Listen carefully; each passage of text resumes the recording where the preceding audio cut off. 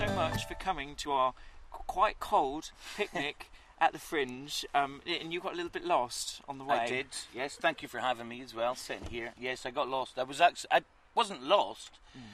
I found it and didn't realise I'd found it and thought I was lost and just had a nice wander around the whole of Edinburgh. So I left my house an hour ago, which should have taken 20 minutes to get here. But it took you over an hour, It took me over an hour. It took me about an hour and 5 minutes. Okay. But you're here now. Yes. Thanks. So, and also, because you're a bit delayed, I could go for a run to warm me up a bit, because I was really quite cold. Oh, sorry. Well, no, you've done me a favour. Just kind of frozen stiffened there. You'd be like one of the statues. You could get money for this. Is that how they do it? People walking past you going, very cold. give him £5. Well, do you, or would you just be like a shivering wreck? I don't know. Most people are the next day in Edinburgh because there's a lot of drink to be had, you know. And do you drink a lot while you're here, or...? I did once, the last time I was here, which was ages ago, but not this year. Playing it safe this year. Okay. You know, couple of drinks. What time's your show? Do you have to be careful around...?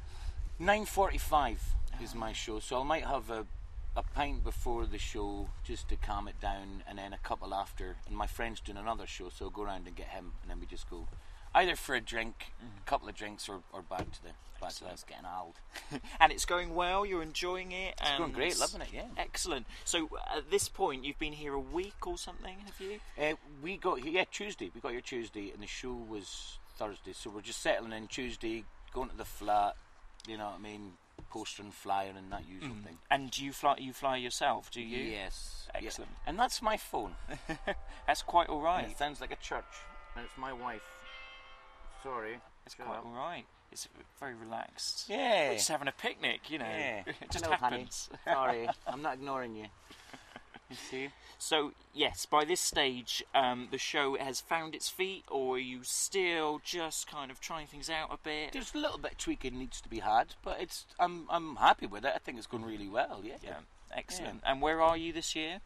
I am at the White Horse, so the Free Fringe, which is down off the Royal Mile, and great room. Great. Holds about, I would say, about 40 or 50. It's kind of in the round. The staff there are lovely, and it's... even if there's 20 in, it's like it's busy, you know. So that's the fun thing about it, because you don't want to do a really big venue with 20 people and it's just cold. Do you find with the Free Fringe that there's a really nice atmosphere surrounding it, that everyone's there for the right reasons, and you know it's not too big and showbiz? It's honest.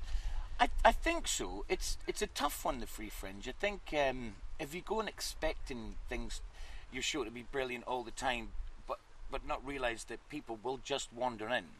And sometimes, like a Friday and Saturday, you're going to get stags and hens, because it's, well, not so much hens, I had stags in once, but you're going to get drunken people if you've got a late show that are going to come in, and it's going to be tough to do a full hour of straight kind of storytelling or jokes, because in your head you're going, God, will I go into a jongler set now? But you can't, because you've written a show specifically for this festival. But I think that's the only real problem. And some people come down that haven't maybe worked on their full hour, or they've just came down to just get more gigs and practice and not get reviewed, just to come down and get more gigs under their belt. And it's like going to the gym, I think, for some people. They go down, they're learning their trade, and I think it's great for that as well. You know. And so now, have you played the Free Fringe before, or is this a new? Oh, this is my first. This is your first. So this is your debut outer. Yes. Yeah.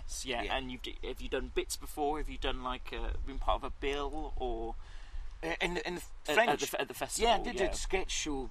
God, when was that? 2005. Oh, was this the improvisational, or am I making that up? No, I was in Dance Monkey Boy Dance, but I didn't do the festival with them. Okay. They did the festival, but I joined them after that.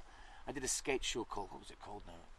Scotland 4, Australia 1, which was obviously 4 of us and 1 Australian, and it was sketches and 5 minutes of stand-up, and then we all just kind of did sketchy bits. And the rest of the times were all plays. Plays? Yeah. So you were a turn, you were an actor? Well, I wasn't really an actor. I trained for a year. I wasn't very good, but my mate wrote a play, and I came through and did a play for him, and then another mate wrote another play, and I did that. Actually, saying that, I did do the Fringe, the Free Fringe. I did it. I didn't put it in the programme, and I didn't do it in the posters or really flyer for it. I know, but what it was I was moving down to England because I live in Essex now, and I thought I've got to learn to slow down. Ah, right. And get rid of everything that's Scottish in my act, because I can't go down and talk about Gaelic TV in England. So I did that. So I'd just go in and kind of practice new sets and slow down my speaking and stuff like that. So how was that? Because you hardly advertised it. Did you still get sort of nice crowds in? And Sometimes. I mean, there was a lot of cancellations. There was a lot of people didn't come in. But, I mean, I did have flyers. I didn't have posters, and it wasn't in the brochures or anything like that. But I had a friend that ran another gig called the Late Night Gig. All the big guns would play that. So she would ask me to come around and do it, because it would always sell out. And I would just do 10 get attacked by plates. I would do 10 minutes there. You can actually do this, look. I could like a drug program, you know what I mean? Don't identify my face. I've been dealing drugs for years now. But so I did that, and I would flyer that afterwards, because they would enjoy the show, and then the next day they would get people in. So that was kind of way to do that. You know? No, brilliant. Yeah. So are you keeping busy doing lots of extra shows and things this year? Is that that's part of the... Yeah, that's great. And it's nice to let your hair down as well, because you're concentrating so much on your show and it go well. It's nice to go and do 20 minutes at somebody else's place, or I did a thing for the BBC on Friday, and it was 10 minutes of just being able to relax and just have fun, and there's no pressure, and that's nice, and it takes you away from your gig as well. Your bubble. Yeah, because I guess you kind of obsess about your hour, and of course you think about it a lot, and it's something you've worked at. Yeah. Whereas, so is it the kind of the Jongleurs set that you'll get out at any of these? No, what it is you just you can either do snippets of your set or stuff you do on the circuit anyway, and it's nice to just let your hair down and have fun. Sometimes I'll do 10 minutes from my show, but you don't have to, because it's not your show. You're just trying to promote yourself. So afterwards, if they like it, go, well, come and see this. It's an hour of completely different stuff, and you know, and we can show off as well, which is great, you know, because you can just go show off your 10 minutes and then go and do your gig, or sometimes after your gig. You know, there's some late ones. I haven't done any late ones yet, but you've got to brace yourself for those. Oh yeah, there are some that it's difficult, isn't it? They're either really loud or really sleepy. I find, yeah. There's been more than one that I've fallen asleep in. Is there? Yeah.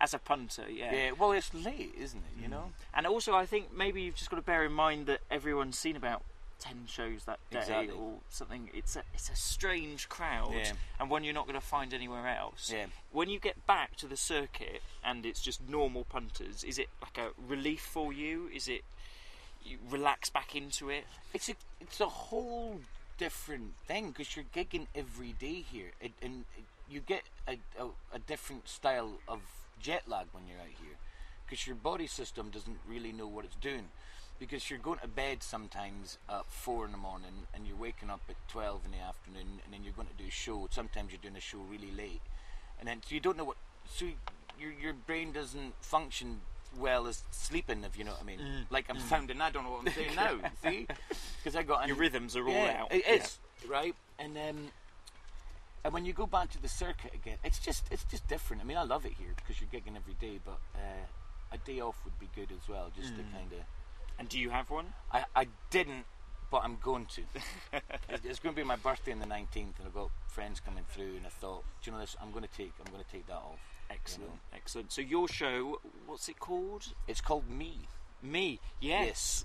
No, I noticed that, and it's about you, I assume. Yes. Yeah. Did you come up with that before you sort of knew it was going to be about you? Yeah. I guess, and that was the extent of it when you had to name it. Is that right? When I had to name it, because I was going to call it, what was I going to call it? I was just going through names, and a really bad one came from Gags to Riches, and I thought, I don't do gags and I'm not rich, that's a bit weird, right?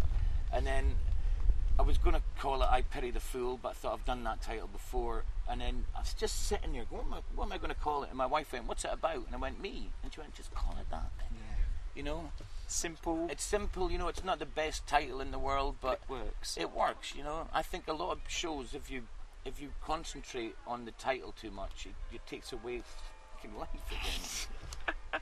I told her I'll be busy at this time. So she's probably going, yes, it was me that said that. It's my title. I came out with the title. So I think it takes you away from your show. They're going, go and see that because it's a brilliant title. And thinking the show wasn't as good as the title was. And I just worried about things like that, you know. Excellent. And you're on, where was the venue again? The White Horse. White Horse. 9:45. Thank you so much Thank for you coming. very much, Steve. Thank you. I'm sorry you're freezing as well. It's quite all And right. I'm sorry about my wife. I'm not sorry about her. I mean, sorry about her phoning. That's what I meant. You can have a biscuit as well if you want one. I'll have a biscuit. Which one will I have? A little bit of shortbread. Bit of shortbread, see? It's a winner, breaking them in half.